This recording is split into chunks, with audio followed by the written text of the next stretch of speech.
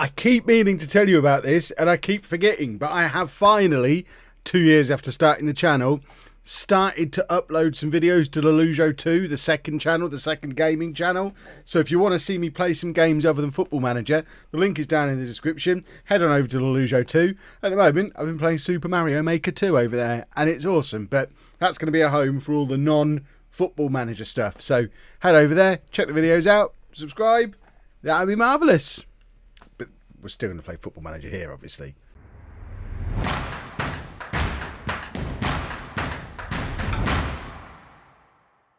Hello and welcome to part 161 of It's Coming Home. I'm Kevin. Coming up on today's episode, we have an away game against West Ham in the Premier League and another away game against Fenerbahce in the Champions League. Since you were last with me, it's been a bit of a struggle. We're struggling for form in any competition. The team's not gelled. We've got a problem. We've got team cohesion that's only good, a dressing room atmosphere that's dropped down to average because of a wide range of player ages, a wide range of nationalities. Cesar Sands as a team leader, I think. Is he a team leader? No, a highly influential player being unhappy. Look at that. Kevin Williamson is likely to become a valuable team leader should he join. Well, we can't afford Kevin Williamson. Why is that being mentioned on there? That's ridiculous. I mean, I'd love to sign him. Ain't going to happen, and he's too old anyway. But we are struggling to get some team cohesion going, which in turn is dragging down the dressing room atmosphere. We're underperforming in the league. We can't find a win. I mean, we managed to beat Fenerbahce, which is lovely, but we've just looked really poor in other matches. This is what the Premier League looks like. I mean, the Premier League's not a disaster at the moment. 11 games in, we're in 7th place. 6 points behind Chelsea, who are up in 4th, but we've got a game in hand on them. Win our game in hand, we're only 3 points outside of the Champions League spots. After 11 games, that's absolutely fine. We're not in a title race because Tottenham are going crazy again.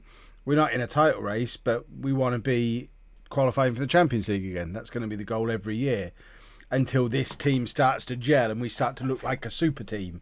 We're not looking to win the title every year, but we do need to be competitive, and it's been a little bit of a struggle. The Champions League group is a bit of a coin toss at the moment. This Fenerbahce game becomes very, very important. An away game against the whipping boys of the group. If we get a win, we're going to look more comfortable going into the last couple of games. But we still have to play Monaco again. We have to go away to Schalke. It's going to be difficult to get out of the group. We could be facing Europa League football after Christmas, which would be very, very sad. But let's not worry about the Champions League for now. We need to pick up a league win. We're away against West Ham, who are a team that have traditionally posed problems for us, and we need to start sorting our form out and getting back to as good as we know we can be. Those average ratings for the season so far are pitiful compared to what these players have been capable of in the past. And that needs to change. So we're going with Powell in goal, a back four of Candemil, Lee, Hervé and Meyer, with Alves at the base of the midfield, Cristiano and Yamin ahead of him, Costa behind Akemo and Kano. We want a performance today. If we don't start sorting ourselves out, I am slowly drifting towards the idea that we might consider dropping the diamond at some point, which I know would please a lot of people. I'm very attached to it because it served us so well. But if you have been watching the England videos as well, we're doing a 4-2-3-1 with England, and it looks quite nice. I know I am drifting towards a 4-2-4 in that series as well. I'm having tactical indecision at the moment. I'm struggling to get teams playing exactly how I want them to play, but we have got players who can play in wide areas now. We haven't got any out-and-out natural wingers. Kano's got a goal. But Mira can play wide. Akemo can play wide. Kano can play wide. We've got both Manu and Costa. But either of them could go out wide if need be. We have players who could go and play in wide areas if we wanted to try that as a system. But ideally, we just get the diamond working again. So with Kano putting us 1-0 up, that's lovely. Let's have more of that. That would be the perfect outcome. But West Ham have a corner, and it's just... Powell worries me. I'm this close to bringing Sadie back into the team, and I know a lot of people said what was the point of buying Powell in the first place? He wasn't much of an upgrade. I'm starting to wonder if he was an upgrade at all. West Ham have got Van der Horst playing for them at right back. And now they've got another corner. If they score again here, oh my word, if they score again here. But Powell's got 50 caps for England and he's only 27. He must be a good goalkeeper. But then I guess Saidi's 23 and has got 7 caps for France. So you could argue that Saidi might be better. And Powell's just nowhere near that again. And it was Van der Horst who scored. Oh. I mean, it's not even... Oh, it was Van der Horst who got the assist. I was going to say, how has that gone down as a goal for Van der Horst? But... We're struggling, boys and girls. This just seems to be the shape of our season every year, and I recognise it's never going to change while we carry on doing as much transfer business as we are. And this summer was kind of accidental. It was because Jimenez left. That's why we had quite so much upheaval this summer. So it was just supposed to be the 2 in, then the goalkeeper making it 3 in. 3 in, 3 out was the plan. But then we lost Jimenez and we had Dianzi rocking the boat all summer. And now Sands is doing the same thing. And it became a big pre-season of changing players around again, which wasn't the plan. We need a summer where we just bring in 1 or 2 players and then don't have to completely rebuild the entire squad for the first half of the season, because every season we've been in the Premier League has been a horrible start that we've managed to turn around. That'll do for now. Mira still hasn't scored, so the Brazilian wonder kid I was putting so much hope on, I'm very, very quickly losing confidence with. Oh, but then as long as we beat Fenerbahce in a minute, the Champions League is all that really matters. As long as we do all right in the Champions League, it's good. Oh my goodness me! You know what? I might take him off. That, to be fair though, that wasn't Powell's fault. What is Lee thinking here? Let's look at it on the replay. What on earth is Lee thinking? What can Powell do there? I guess if he's really on his game, he heads it out for a throw. But can he head it that far from where he is? He's just been left with no good option by Lee. That was awful. We haven't got Manu on the bench. I'm going to bring Mira on just to try something different, but I don't feel confident at all that he's got anything different to offer at the moment. Oh dear.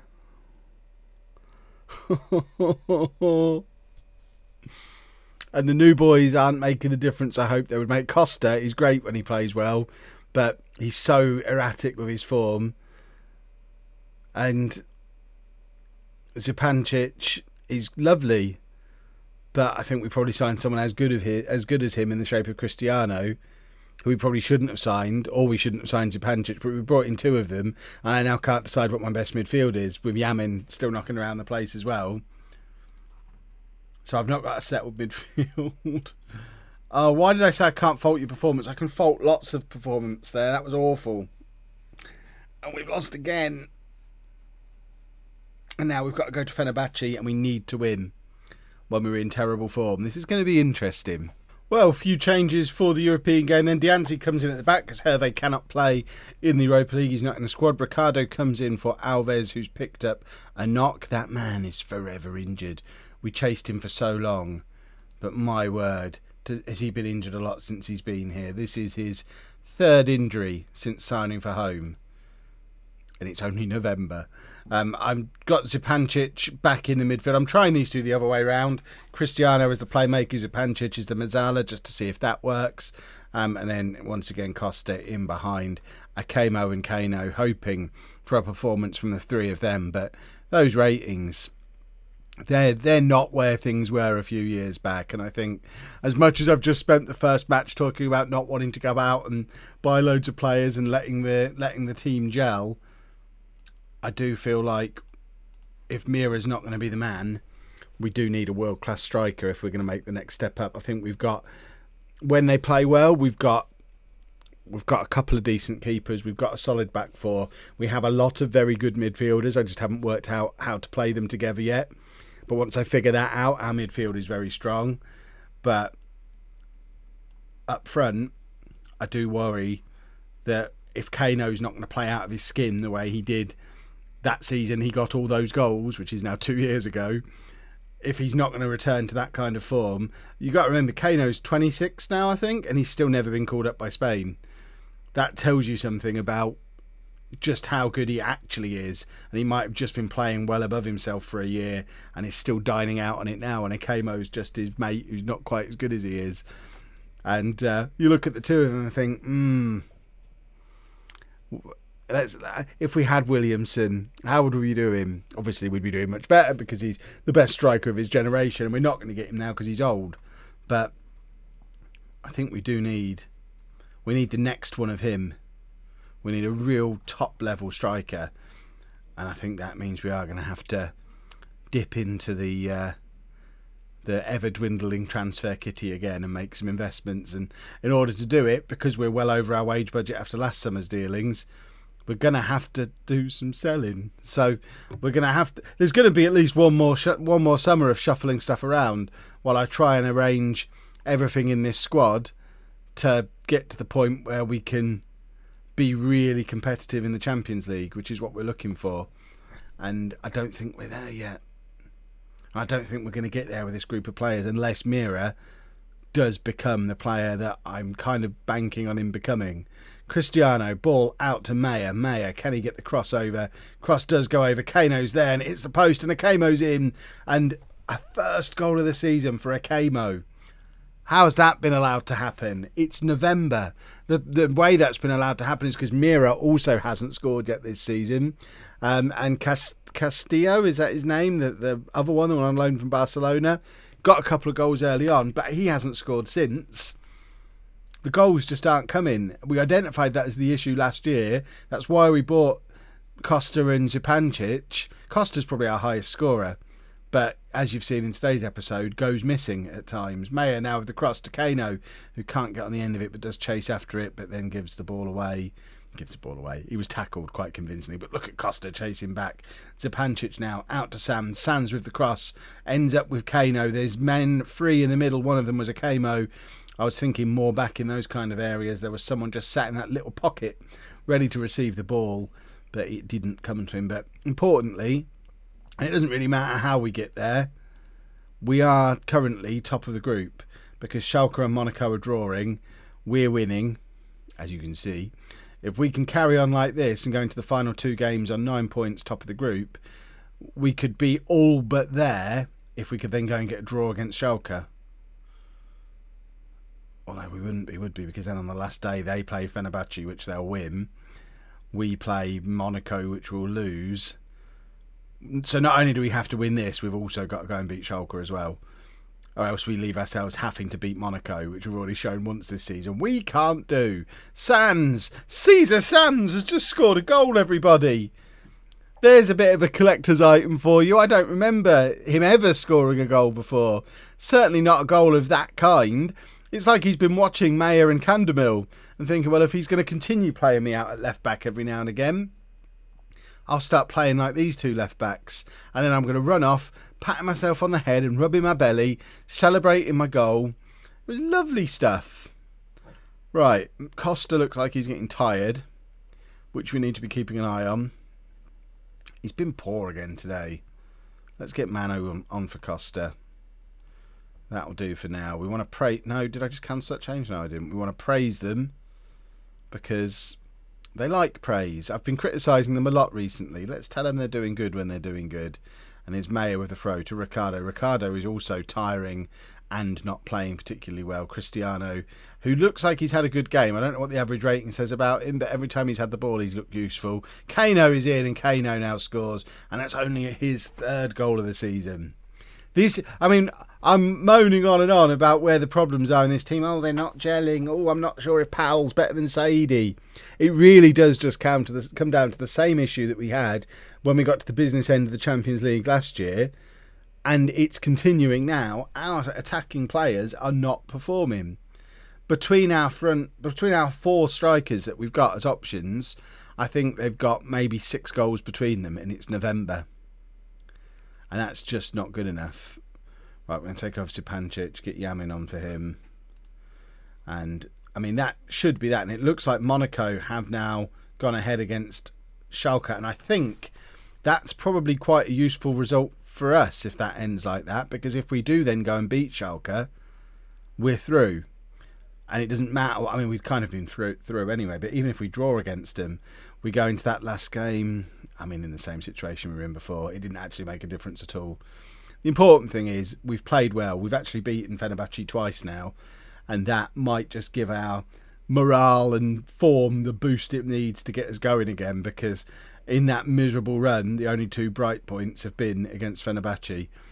So hopefully that will give us some oomph to take into Leicester. Now, both Schalke and Monaco are massive games. I don't want to show you on both because I don't want to drag this out too long, especially with the episodes being a little further apart with the England stuff going on. So I'm thinking I'll probably show you Monaco. We'll come back for Monaco, I think. Hopefully I beat Schalke. If we lose against Schalke, Monaco's huge. So Monaco's probably going to be a massive game either way. It is home after all. We'll be back for Monaco, and that will be in 2 days' time because we've got England again tomorrow. Then we are going to have a run of like 4 or 5 days of just home videos because England goes on a little break for a little while as we get into winter. But home will be back in 2 days, England tomorrow. Let me know how you're enjoying that series as well, and we'll continue to try and figure out how to fix this team. Ideas are welcome. If you've enjoyed that, please make sure you leave a nice big thumbs up on there for me. Subscribe to the channel for daily Football Manager videos. And thank you very much for watching.